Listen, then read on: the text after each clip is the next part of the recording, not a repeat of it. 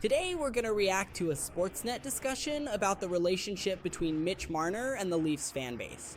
It's a topic that really divides people, with strong opinions on both sides. We're going to watch to better understand why this relationship has gotten so complicated. But first, subscribe to the channel and leave your like. That helps me keep bringing you more videos. Go and he didn't want to sign, and everyone just feels like they got the double birds from him. So there's frustration in that regard. Can I ask you a question, Kipper? And But we don't have to do this. I'm here every day, Monday through Friday. We don't have to do this every day anymore because he's gone. But do you, in your heart of hearts, feel like he did no wrong? No wrong. He didn't get the job done. But not even on the ice. Where's the wrong, though? Tell me where he was. You can tell Jordan B. Peterson tell these me questions. What does wrong really mean? So, where is it wrong for you? Where the entitlement or the spoiled or the right? I think that if at the start of the year last year was this is probably my last year here. I'm looking to leave or whatever he would have said in his PR way. Nobody does that, Sammy. No athlete ever. They literally just traded Quinn Hughes because he was probably talking about that, and they've done it with Tkachuk, and they've done it with lots of different players. That happens. But that was on management and ownership. That wasn't on Quinn Hughes. Quinn Hughes would have played Marner's game all day long, right to the end, if he needed to. I think the reports that come out about him in the middle of a season, in the Leafs' probably best chance to win the Cup. They took the Stanley Cup final winners, the furthest anyone did. But the reports coming out of him asking Max Pacioretty about Vegas and asking Ryan Reeves about Vegas and, playing buddy-buddy with all the Vegas guys at the Four Nations and all that stuff coming out. And then the tampering thing and then them getting Nick Waugh, all this smoke and all this fire where it feels like in the biggest chance they had to win the door, him having 1 foot out, that's the part that kills a lot of Leaf fans. It feels like looking back on it, he had 1 foot out the door the whole way in the Leafs' best chance. That's fair.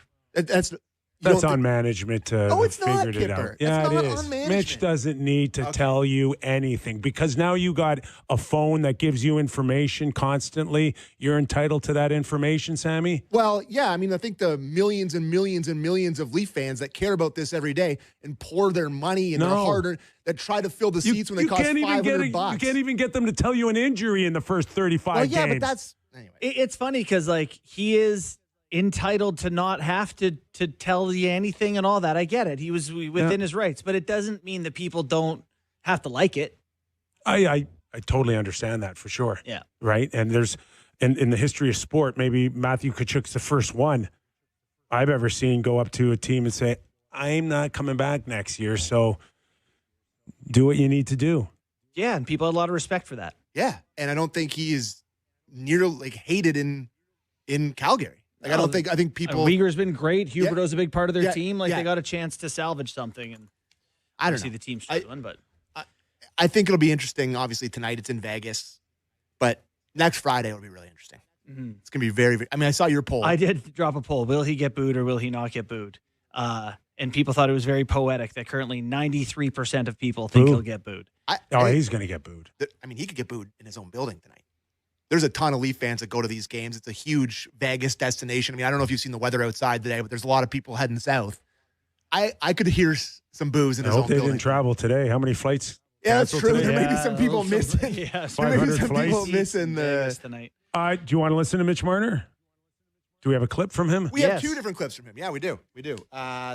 Let's do the first one on the matchup with the Leafs tonight. I haven't thought about it until right now.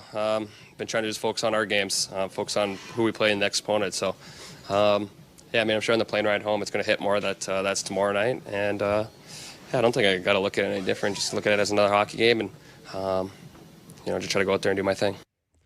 Okay, that's the kind of stuff that people could read between the lines going, you didn't really think about it at all up until now? Yeah. Didn't think about it at all. It's he obviously did, and that's frustrating.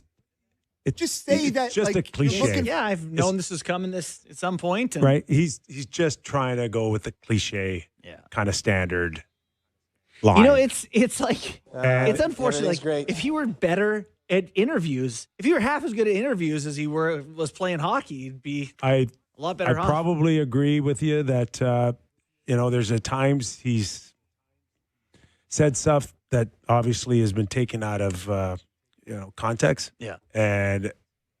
But I think sometimes he worries about saying things a little bit too much and not trusting or letting the natural feel kind of come out.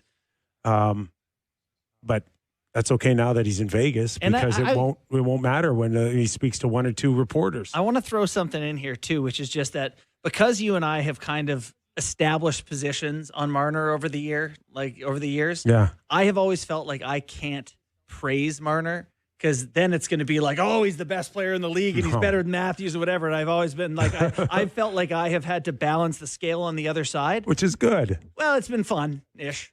But honestly, our show's been so much less toxic, no Marner, this year. I'm glad to get back to some toxicity here. But this guy, was such a good hockey player for the Leafs. And I think a well-liked guy, by and large. I know the interviews don't always go great, but a well-liked guy in the community and such an important part of a lot of very good years here. I'm not advocating for him to not get booed. I understand how he left and all that. But it is, I think it's strange. The Leafs are worse without him, and we knew they would be. I think it's strange.